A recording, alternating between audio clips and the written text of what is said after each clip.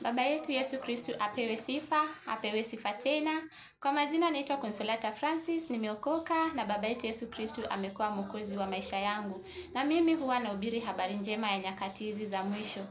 Na nilipokuwa kwenye maombi niliweza kusikia sauti ikiniambia, ambia watu wangu watubu, siku zinakaribia. Na pia baba yetu Yesu Kristu akaweza kunipatia siri ili nikapate kuwafichulia watu wa Kenya. Katika video zangu zingine kuna siri ambazo nimeweza kufichulia wa Kenya. So naomba mkapate kuzitazama, mkaweze kudownload na mkapate kushare na marafiki na familia. So kuna siri ya huduma namba, kuna siri ya makanisa, jinsi anamtumikia shetani ama false prophets ama manabii wa uongo. Kuna siri ya coronavirus, kuna siri ya bendera zote ambazo ziko Mombasa Kibarani, na kuna siri ya pesa mpya ya Kenya, na kuna signs za devil worshippers makanisani. So naombeni mkapate kujua hizi siri ili mkapate kuzidi kujitayarisha na mkapate kujua haya mambo ambayo yamefichika. Na unabii huu sana sana unapatikana katika kitabu cha Ufunuo wa Yohana. Ni wakati wa kusoma kitabu cha Ufunuo wa Yohana ama Revelation ili mkapate kujua siri mingi ambazo zimeweza kufichika mahali pale. So ni wakati wa kusoma Biblia, sio wakati wa kulala, ni wakati wa kuomba, ni wakati wa kukesha tukiomba ili tukapate kumngojea baba yetu Yesu Kristo atakaporudi mara ya pili.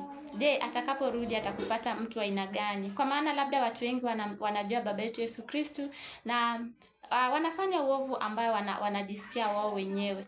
Habari njema huwa nahubiria wa Kristu, huwa nahubiria Waislamu, huwa nahubiria pagans, huwa nahubiria mtu yoyote yule. So naomba ukapate kusikiliza habari njema na ukapate kuikubali. Sasa ni wakati wa kukubali habari njema. Kwa maana sikuweza kusomea any Bible school, sikuenda kusoma, bali ni baba yetu Yesu Kristo huwa ananifundisha kupitia Roho Mtakatifu haya mafundisho. Na hakuna mtu yoyote ambaye ameweza kuniandikia wala hakuna mtu yoyote ameweza kunisomesha haya mafundisho, bali ni baba yetu Yesu Kristo huwa ananisaidia. So sasa ni wakati wa kutubu ili ukapate kuokolewa na moto mkali wa jehanamu ambao ni moto wa milele na milele.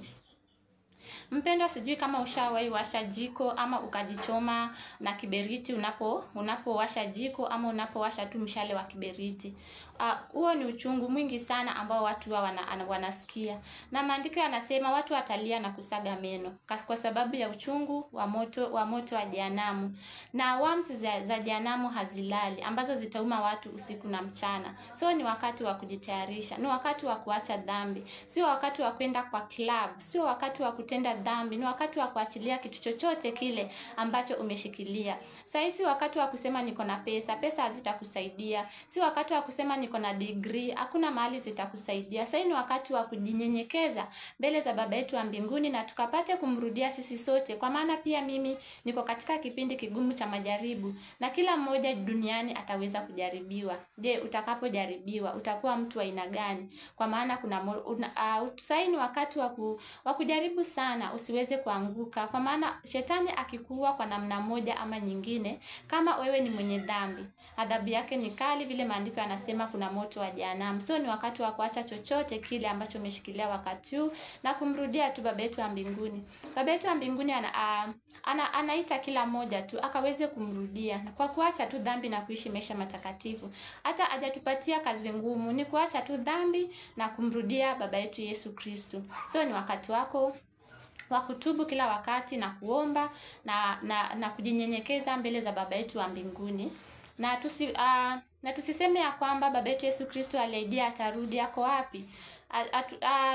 Watu wengine watasema ya kwamba baba yetu Yesu Kristo aliahidia atakuja na bado hajarudi. Baba zetu amekufa, babu zetu walikufa. Sasa ni wakati wa kuwa na subira, kwa maana siku zinakaribia vile nilivyosema.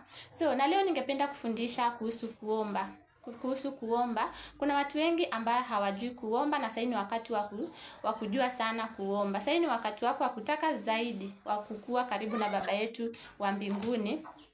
So, ningetaka kufundisha jinsi ya kuomba. Maybe kuna watu wengi wao wanasema ya kwamba huwa naomba na baba yetu wa mbinguni anijibu. So, acha nikuulize siku ya leo, huwa unachukua muda gani kukua karibu na baba yetu wa mbinguni? Watu wao wanalalamika, wanasema tangu nianze kuomba baba yetu wa mbinguni sijasikia akinijibu. So, ni wakati wa kuchukua muda wako mwingi. Unaweza omba asubuhi, ukaomba mchana, ukaomba jioni, na ukiishi maisha matakatifu. Hii ni siri ambayo nakutolea siku ya leo. Unapoishi maisha matakatifu utakuwa rafiki wa baba yetu wa mbinguni, na utakuwa unamuita wakati wowote anakuitika. Acha nikupatie mfano mzuri na mimi. Sasa wakati huu nazidi kujaribiwa, na wakati wa majaribu yangu sana sana utakatifu ndio umeweza kunitetea. Utakatifu na imani, kwa maana nimeweka imani yangu yote kwa baba yetu wa mbinguni. Na hakika huwa nikimuita wakati wa magonjwa, wakati wa shida yoyote ile, huwa ananiitikia na ananijibu. So, ukiishi maisha matakatifu utakuwa unakuwa rafiki wa baba yetu wa mbinguni. Ni dhambi zetu peke yake ndio zinatutenganisha na baba yetu wa mbinguni. Ni dhambi pekee ambayo inatutenganisha na baba yetu wa mbinguni. So, ningependa kufundisha juu ya kuomba ili ukiweza kuomba usikie baba yetu wa mbinguni anakujibu. Hakuna kitu nzuri kama mtoto anapoenda kuomba baba yake na anamjibu. Hii ni mfano ambao ninatoa. Hakuna jambo nzuri mtoto anaenda kwa babake anamwambia baba nisaidie na jambo fulani ama na kitu fulani, na babake anampatia. So hata sisi baba yetu wa mbinguni tunafaa tuende tuombe na akaweze kutupatia kile ambacho tunahitaji, na tukue na subira. Kuna watu huomba leo, wanaomba kesho, wakiona baba yetu hawajibu, wanakata tamaa, wanaacha kuomba. Sio, usikate tamaa, endelea kubisha na mlango utafunguliwa. Endelea kutafuta na utapata. So ni wakati wa kuomba. Maybe unataka mambo yako yafunguke. Labda unataka financial breakthrough, labda unataka kazi, labda unataka mume, labda unataka mke, na umeomba na umeona baba yetu hakujibu. So nataka nikufundishe kuomba siku ya leo ili baba yetu wa mbinguni huwa anakusikia, aanze kukusikia maombi yako na akaweze kukujibia kwa haraka. Labda unataka kuacha dhambi. Sasa ni wakati wa kuishi maisha matakatifu. Kivyo vyote vile ukapate kupigania ufalme wa mbinguni. So labda unataka kuishi maisha matakatifu, labda unataka biashara yako ama biashara yako baba yetu wa mbinguni aibariki ama akuinue kwa kiwango kingine. Labda una count losses. Nataka nikufundishe kuomba siku ya leo. Na pia labda kuna watu wengine wanajaribiwa pia kupitia magonjwa. Labda uko na HIV and AIDS. Hakuna ugonjwa ambao baba yetu Yesu Kristo hawezi kukuponya. Mimi nikikutolea ushuhuda wangu, mimi shetani alitaka kuniangamiza nikiwa mtoto mdogo sana, na mimi sikuwa najua kama niko na huduma ndani yangu. Hii huduma nimeweza kujua niko na huduma ndani yangu nikiwa mtu mkubwa. So shetani alianza kutaka kuniangamiza nikiwa mtoto mdogo, na nilikuwa na magonjwa ya kila aina.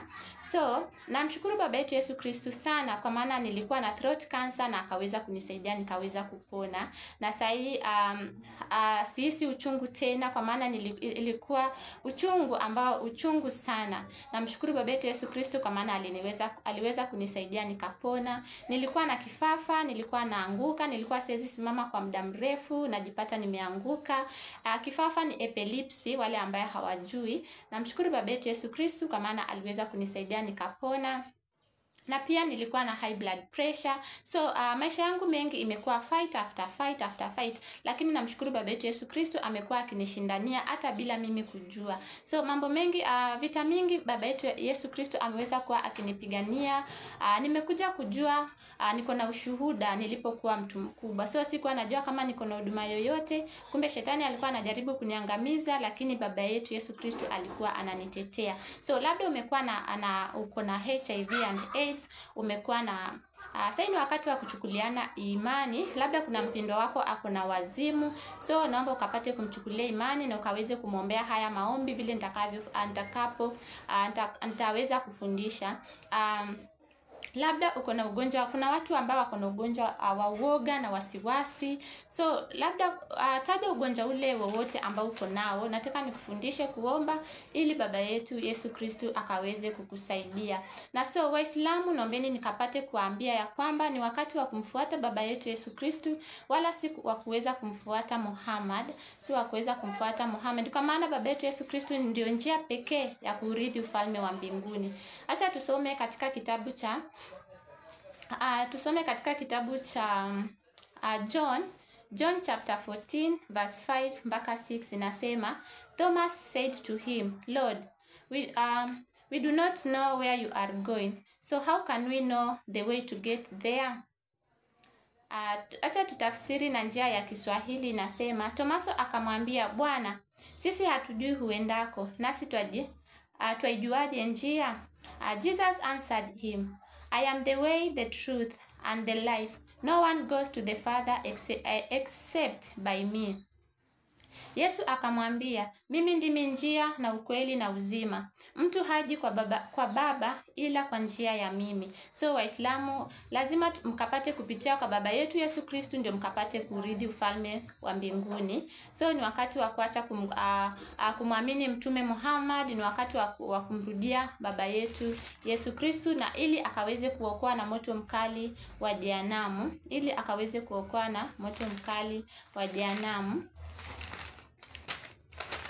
Na kuna watu ambaye hawajui kuomba, na labda watu wengine huwa wanasoma maandiko matakatifu lakini hawafanyi kulingana na vile maandiko yanasema. Tusiwe watu wa kujiangalia kama watu ambaye wanajiangalia kwa kioo na tena wanajisahau jinsi walivyo. So sasa ni wakati wa kutendea kazi neno la baba yetu wa mbinguni ili tukapate ni wakati wa kutendea kazi neno la baba yetu wa mbinguni ili tukaweze kupata hizi baraka za baba yetu wa mbinguni. So jinsi ya kuomba, tukisoma katika kitabu cha Matthew chapter 6 verse 5 to 8 inasema, Matthew chapter 6 verse 5 to 8 inasema, when you pray, do not be like the hypocrites. They love to stand up and pray in the houses of worship and on the street corners, so that everyone will see them. I assure you, they have already been paid in full. Tena msalipo, msiwe kama wanafiki, kwa maana wao wanapenda kusali hali wamesimama katika masinagogi na katika pembe za njia, ili waonekane na watu. Amin nawaambia, wamekwisha kupata thawabu yao. Verse 7 inasema, When you pray, do not use a lot of meaningless words as the pagans do, who think that their gods will hear them because their prayers are long. Bali wewe usalipo, ingia katika chumba chako cha ndani, na ukisha kufunga mlango wako, usali mbele za baba yako aliye sirini, na baba yako aonaye sirini atakujazi. So verse 8 inasema, do not be like them. Your Father already knows what you need before you ask him. Kiswahili inasema, nanyi mkiwa katika kusali, msipayuke kama watu wa mataifa, maana wao hudhani ya kuwa watasikiwa kwa sababu ya maneno yao kuwa mengi. So kuna watu hawajui kuomba. Mtu anaweza chukua, kuna watu wanasema wanaomba hata 3 hours maybe ama 2 hours. Hapo sana sana unapoomba utajipata umejirudia sana. Na baba yetu wa mbinguni anajua kile ambacho unahitaji hata kabla ukaweze kumwambia. So tusikue watu wa kurudia maneno. Baba yetu anajua kile ambacho tunahitaji. So na pia kuna watu wanaomba wakishout. Wakianza tu kuomba utapata labda watu wanaishi kwa ploti, watu wengine hawana amani. Hapana, penda jirani yako kama nafsi yako. Unapoomba, funga mlango wako na uombe polepole, na baba yetu wa mbinguni ataweza kusikia maombi yako na ataweza kukujibia. Kuna watu wengine labda wamekesha kazini, na wewe unapoanza kuomba unapata shout, it's like ni kelele. Baba yetu wa mbinguni anisamehe, it's like unapiga kelele, kwa maana unajua vile maandiko yanasema na unaenda kinyume na maandiko. So kuna labda jirani yako ako na mtoto mdogo, na unapoomba unapata unaomba kwa sauti kubwa. So jifunze kuomba na uombe polepole, na baba yetu Yesu Kristo ataweza kusikia maombi yako na ataweza kukujibia maombi yako. Na pia kuna makanisa ambayo makanisa yako mengi, na utapata watu wakienda kwa kesha utapata wanatumia vyombo. Ni wakati unaweza hata kama umeenda kesha, mnaweza omba polepole bila kutumia zile vyombo na kupigia majirani wengine makelele. The same kwa misikiti, utapata watu wakianza kuomba wanapiga kelele. So hao ni watu wakubwa. Kuna wale huwa wanaitwa asubuhi, maybe wanaenda kusali. Hao ni watu wakubwa na wanajua jinsi wanavyostahili kufanya. So Usisumbue jirani yako, kwa maana kuna watu wengine labda wamenunua mashamba yao karibu na misikiti, kuna wengine wamenunua mashamba yao karibu na makanisa. So ni wakati wa kuheshimu pia watu wengine na kuwapatia heshima yao jinsi inavyostahili, So, acha niwafundishe leo kuhusu njia nzuri ya kuomba na Baba yetu wa mbinguni akaweze kupokea maombi yako na utafurahia atakapo kujibu maombi yako. So, kwa wanawake, hii ni kwa wanawake, unapoomba jifunike kitambaa kwa kichwa. Hata ukienda kanisani, beba kitambaa chako, hata kama umesonga msongo mzuri sana, ukifika kanisani jifunge kitambaa chako na ukaweze, vile mimi nimejifunga hivi, mimi huwa eti sisongi vizuri, huwa nasonga na kuwa smart, lakini ninapohubiri neno la Baba yetu wa mbinguni huwa nafaa nijifunge kitambara. Hata nikiwa kanisani nafaa nijifunge kitambaa ninapoomba ili Baba yetu wa mbinguni akaweze kusikia maombi yangu. So mwanamke anapoomba ajifunike kichwani ama ajifunike kitambaa, na usiombe kama umevaa trouser, usiombe kama unavaa trouser. Sasa ni wakati wa kuishi maisha matakatifu na kumuonesha Baba yetu wa mbinguni unataka utakatifu kuliko kitu chochote kile. Hata ukienda kanisani usiende na trouser, vaa tu decent na uende. Haya ni mambo ambayo manabii hawa wa uongo wamekuwa hawakemei dhambi. So njia yao sana sana wanataka tu pesa ama kuibia watu na hawakemei dhambi. So ukienda kanisani mtukuze Baba yetu wa mbinguni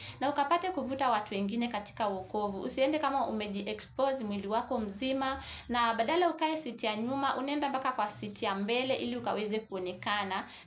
Tufanye mambo kwa kumtukuza Baba yetu wa mbinguni. So ukiomba usivae trouser, hata kama umevaa trouser jifunike leso na uombe kama umejifunika ama umejitanda vizuri.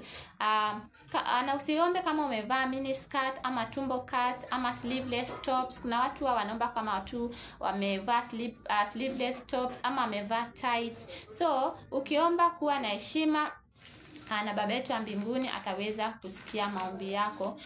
Kwa wanaume msiombe kama mmevaa kofia ya aina yoyote ama walai. Kuna wale Waislamu wao wakiomba wanavaa walai, I think inaitwa hivyo. So ukiomba usivae kofia ya aina yoyote na Baba yetu wa mbinguni ataweza kusikia maombi yako. So na mwanaume anapoomba usivae vest wala usiombe kifua wazi. Vaa nguo decent na ili Baba yetu wa mbinguni akaweze kusikia maombi yako. So na usiombe kama umevaa short, na pia ukienda kanisani usiende kama umevaa short. So tumheshimu Baba yetu wa mbinguni. So, jinsi ya kuomba, acha nifundishe kwa wale hawajui kuomba, na pia nataka pia nifundishe watu wengine. Hata wale ambao wanajua kuomba, naomba mkapate kujua jinsi ya kuomba. Ukiomba tubu dhambi zako. Unapoomba usisahau kutubu dhambi zako. Ikiwezekana ziandike chini ili ukapate kuwa usimfiche Baba yetu dhambi ya aina yoyote. Usimfiche Baba yetu dhambi ya aina yoyote, kwa maana anakujua hata ndani ya moyo wako. So unapoomba samehea wengine ili Baba yetu Yesu Kristo akusamehee makosa yako. Na tukiangalia katika kitabu cha Matthew chapter 6 verse 14 mpaka 15 inasema, if you forgive others the wrongs they have done to you, your Father in heaven will also forgive you. Kwa maana mkiwasamehe, hii ni njia ya Kiswahili, tutafsiri kwa wale ambao hawaelewi Kizungu. Kwa maana mkiwasamehe watu makosa yao, na Baba yetu wa mbinguni hatawasamehe ninyi. Verse 15 inasema, but if you do not forgive others, then your Father will not forgive the wrongs you have done. Bali msipowasamehe watu makosa yao, na Baba yenu wa mbinguni hata wasamehe nyinyi. So acha tuendelee kufundishana. Na omba Baba yetu Yesu Kristo akujaze na Roho Mtakatifu, hivi utaweza kujua kuomba kwa haraka. Omba Baba yetu Yesu Kristo akujaze na Roho Mtakatifu na utaweza kujua kuomba kwa haraka. Wacha niwafundishe kwa wale ambaye hawajui kabisa kuomba. Unapoomba taja jina la Baba yetu Yesu Kristo, na unapomalizia maombi taja kwa jina la Baba yetu Yesu Kristo nimeomba na kuamini. Acha tuombe hii sala ili tukaweze kujua jinsi ya kuomba. Tuombe. Baba, katika jina la baba yetu Yesu Kristu, naja mbele zako, naomba msamaha kwa ajili ya dhambi na makosa ambayo nimekusamehea. Utaje dhambi zako, labda umezini, naomba msamaha kwa ajili ya dhambi ya uzinifu, naomba msamaha kwa ajili ya dhambi ya masengenyo, naomba msamaha baba yetu wa mbinguni kwa ajili ya dhambi ya ulafi, naomba msamaha baba yetu wa mbinguni kwa ajili ya dhambi ya chuki, naomba msamaha kwa ajili ya dhambi ya uongo, naomba msamaha kwa ajili ya wivu, kwa dhambi ya wivu. So ni wewe unajua dhambi zako zote. Ombea watu wengine kwa upendo, labda uombe orphans, uombe maskini kote dunia nzima, uombe wafungwa, waombe kwa upendo ili baba yetu wa mbinguni akaweze kusikia maombi yako. Na kila wakati unapoomba kuwa mwenye shukrani. Usikuwe mtu wa kulalamika kila wakati. Uombe, useme asante kwa baba yetu wa mbinguni, maybe kwa ajili ya uhai, labda kwa ajili ya afya nzuri ambaye amekupatia, kwa ajili ya ulinzi, kwa ajili ya chakula ambacho unapata, kwa ajili ya rent, kwa ajili ya school fees, kwa ajili ya kitu chochote kile ambacho baba yetu wa mbinguni amekubarikia. Labda watu wengine wanafikiria ni kwa nguvu zao hata kupata ile meal ama chakula chao cha kila siku, lakini ni kwa nguvu za baba yetu wa mbinguni. Tena ukimaliza useme kwa jina la baba yetu Yesu Kristu nimeomba na kuamini. Na so kama huna imani na kama hauna imani, omba baba yetu wa mbinguni akujaze na imani. Kama hauna upendo, kwa maana sasa wakatuni sana sana wa kuishi maisha ya upendo, kwa maana upendo huo unapunguza wingi wa dhambi nyingi ambazo umetenda. Kama hauna upendo, omba baba yetu wa mbinguni akujaze na upendo. Kama hauna roho ya msamaha, sasa ni wakati wa kusameheana. Omba baba yetu wa mbinguni aweze kukupatia roho ya msamaha. Usifungie mtu yoyote, ili usimfungie mtu yoyote. Labda uko na adui, hakuna mtu, sijui kama kuna mtu anakosa kuwa na adui yake. Kama uko na adui yako, msamehe. Hata kama amekutendea mambo gani, msamehe na baba yetu wa mbinguni akaweze kukusamehea dhambi zako. Sasa tunapigana vita vikali sana. So si wakati wa kuhold mtu yoyote katika moyo wako. Ili tukapate kushinda vita hizi, ni lazima tukue na haya mambo yote ambayo ninafundisha. Na kama uko na furaha, imba tenzi za rohoni ama uchukue kitabu cha I think ni hymn book na uimbe. Kama uko na furaha, imba. Na pia umtukuze baba yetu wa mbinguni kwa wimbo wako, wimbo wowote wa rohoni. So na kuna wale ambaye hawajui kuomba kabisa. So omba Lord's Prayer. Lord's Prayer ni sala ambayo inafundishwa mpaka hata watu wakiwa shuleni. Omba Lord's Prayer. Hizi sala zinakuwaga so powerful. Na pia Salamu Maria kwa Catholics ama Hail Mary. Hizi sala zinakuanga so powerful kwa maana Mama Maria ndio mama pekee wa baba yetu Yesu Kristo ambaye tumebaki na yeye. So sana sana kwa mayatima wote, naomba pia mkapate kuomba hizi sala. Kwa widows, ombeni hii sala. Kwa maana mama yetu Maria ndio mama pekee ambaye tuko naye. So wakati uko na shida, mlilie omba hii sala, na hii sala inakuanga so powerful. So kama hujui kuomba, omba Lord's Prayer na usitumie lozari.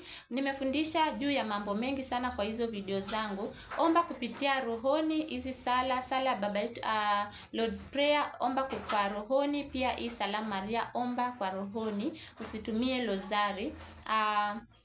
Then tubu dhambi zako. Ukishaomba hizo sala, vile Roho Mtakatifu ataweza kukuongoza. Unaweza omba kama mara 3 ama uombe mara 7, vile Roho Mtakatifu ataweza kukuongoza. Then tubu dhambi zako, ombea mahitaji yako, then omba ukishukuru.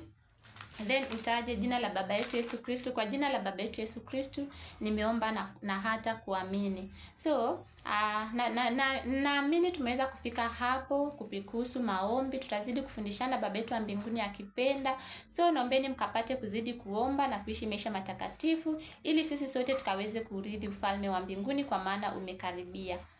Amen.